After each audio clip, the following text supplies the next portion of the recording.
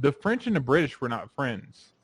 Spartans and No. the Athens were not friends. No. The Scottish and Irish, none of these people are friends, right? So when you tell me there's a white race, I point you to history. I'm like, do you know like what went on? And then in the last 100 or 200 years, you're just gonna say, oh, they're all friends now. How would these ideas mesh with his overall idea that only like white culture, like white people are making up this particular culture that he wants to see? So, I mean, me and my wife have kicked this back and forth 1,000 times. And I think essentially E. Michael Jones got this as his take on race and culture is as close as I can possibly get it. It's like America's pretty much always had an identity crisis when it comes to race. It's always had an identity crisis. There's never really been a singular race that you could point to. You know what I mean? Maybe in the very beginning, you could say there was an overt British population, but for the most part, this has been basically it's always had an identity crisis. It's very hard to point at it and be like, look, this is a white country, and what happens when you do that is you're taking all these little subcategories like German and Irish and blah blah blah, and you're grouping them all together. I resent that they lump all us white people together. Well, that's the thing. It's like, why is that good? Why is that good from a strategic warfare position or a political warfare position of the right to have themselves lumped together all together as being white? Right? That doesn't seem like it's the best idea for us. Wouldn't it be better for us to say, well, no, I'm Irish, so I'm actually in the minority? I haven't thought about that. Yeah, as a leftist. That sort of reminds me of the reparations argument. Like, are we going to be making Irish and Italian immigrants who got discriminated up until the past 50 years? Are these people really going to be paying reparations for slavery when they didn't even come to the country till after its abolition? What it is it's like intersectionality on the left, right? It's like all these groups by themselves can't really do much politically, but then when you bring intersectionality into it, when you bring that equation in, now all of a sudden these groups have a lot in common, and now they start voting in common. So it's like the same thing with race, I would say, on like these right identitarian issues, is that it just unifies them, and then they're much more of a force to be reckoned with because they all believe that they're white, and they're not all in a similar umbrella, but it's easier to unify under that belief. I get it, but why would you spend all day raging about identity politics and then be the first guy on the forefront to rage about identity politics? Right? Not to mention where he apparently identifies. A lot of them deal with absolutely. It's a question. It's a massive paradox, right? It's like, we hate identity politics. We hate identity politics. We hate identity politics. I'm white.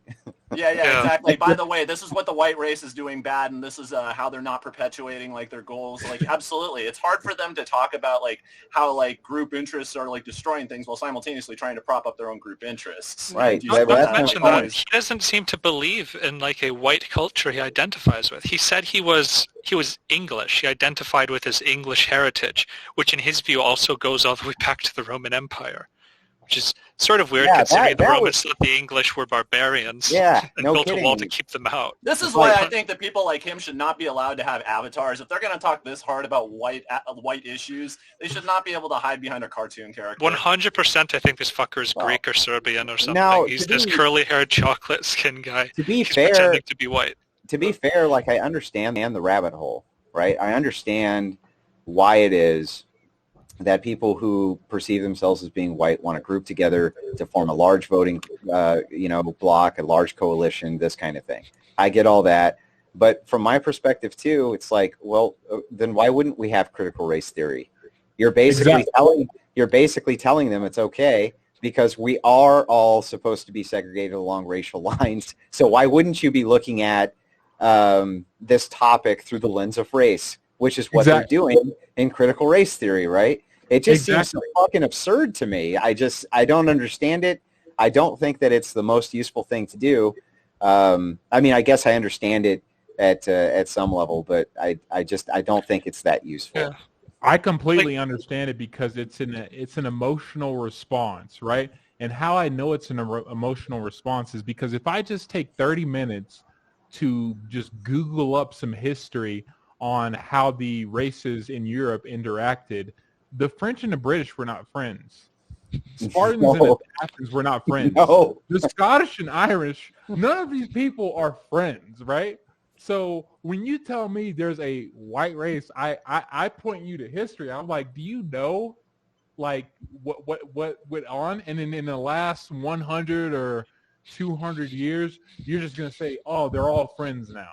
No, Yeah, wait. We didn't start being friends until after World War II, right? In the last 40 years, they're friends now. So we're this unified race all of a sudden. Well, the thing that gets me though is like from a strategic standpoint, if I were like in charge of the entire right, first thing I would say is I'd be like, man, if I was on like the far racial end of the right, I say, man, those black people, they outnumber all the Irish.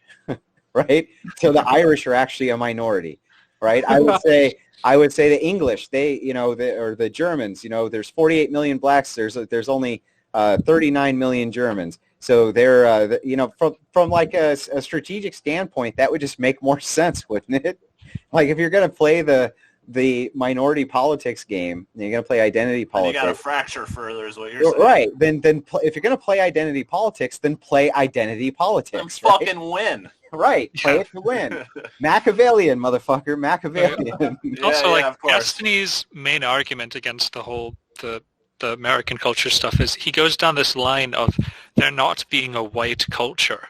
I think, and Mio's probably been hit by this from Destiny alone, not to mention everyone else, so many times.